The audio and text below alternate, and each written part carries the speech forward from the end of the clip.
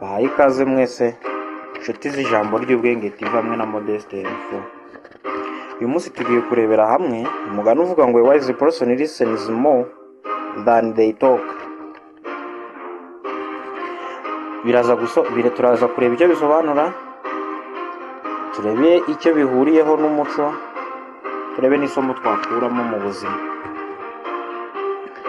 In Rwandan culture, wise people speak less, listen carefully and understand what others say.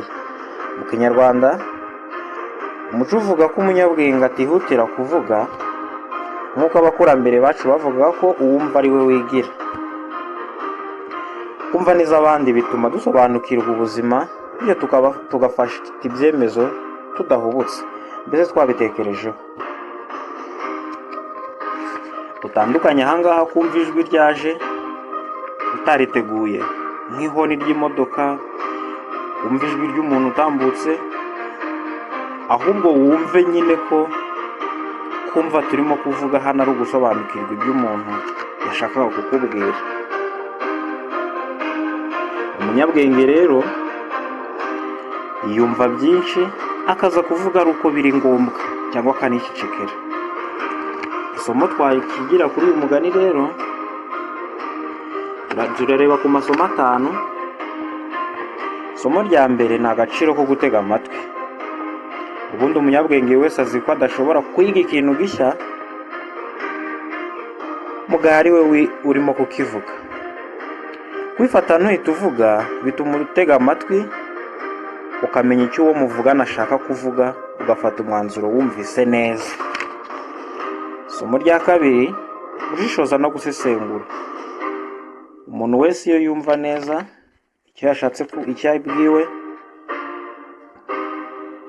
amagambo make ari mu bwenge, amenya ko ariyo akenewe akaruta yayandi menshi twagereranya n'amanjwe.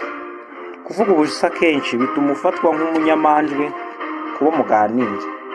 Isomo rya gatatu ni ukugenzura amarangamutima. Muri make, wowe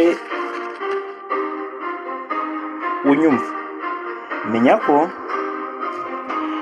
igihe cyose udashoboye kugenzura amarangamutima, waba wishimye waba ubabaye, ushobora kuvuga ibitari ngombwa. Isomo rya 4, hari ukwirinda amakosa yo kwicuza. Iyo umuntu yihutira kuvuga, akenshi avugishwa n'uburakari, ibyishimo cyangwa se igihunga, kandi ngo karenze umunwa karushyaho amagara. Dukwiye kujya tubitekerezaho rero mbere. Isomo rya 5, kubaka icyubahiro. Umuntu yubahirwa ko avuga gusa amagambo y'ubwenge atayahubukiye. Muze rero twese tumenye igihe cyo kuvugira, kandi tuvuga amagambo make aho biri ngombwa gusa. Ndabashimiye, murakarama.